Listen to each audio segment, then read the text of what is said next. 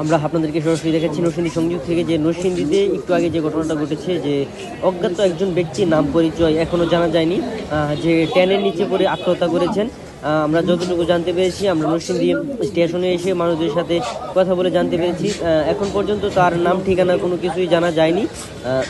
নরসিংদীতে যে আনুমানিক যে ব্যক্তি আত্মহত্যা করেছেন তার বয়স আনুমানিক প্রায় 50-এর মতো হবে। এই পুরুষ ট্রেনের নিচে জাপ দিয়ে মর্মান্তিকভাবে আত্মহত্যা করেছেন। প্রত্যক্ষদর্শীরা আমাদেরকে যতটুকু জানিয়েছেন যে হঠাৎ করেই তিনি দ্রুতগতি ট্রেনের সামনে লাফিয়ে পড়েন। এই মুহূর্তে সাথে সাথে ঘটনাস্থলে মৃত্যুবরণ করেন তিনি। আমাদেরকে যতটুকু জানিয়েছে, পুলিশ জানিয়েছে আনুমানিক বিকাল 5:30 দিকে নিয়মিত চলাকালীন একটি ট্রেন যার নিচে তিনি জাপ দেন। তবে এখন পর্যন্ত তার পরিচয় নিশ্চিত করা যায়নি। মরদেহের উদ্ধারের প্রয়োজনীয় যে কাজ রয়েছে সেগুলো আইন প্রশাসন দ্রুত করছে।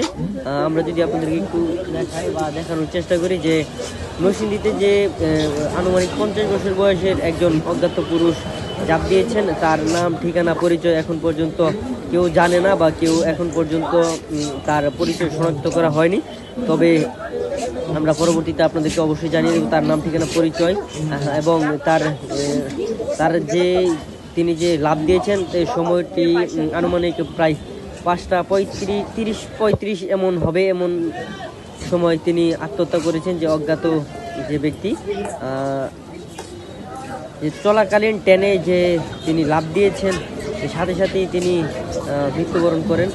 আমাদেরকে নরসিংদী স্টেশন থেকে আপনাদেরকে দেখানোর চেষ্টা করছি যে এই একটু আগে যে ঘটনাটি ঘটেছে নরসিংদী ট্রেনের নিচে জাপ দিয়ে অজ্ঞাত ব্যক্তির যে আত্মহত্যা করেছেন সেই বিষয়টি আমরা যদি আপনাদেরকে একটু দেখাই যে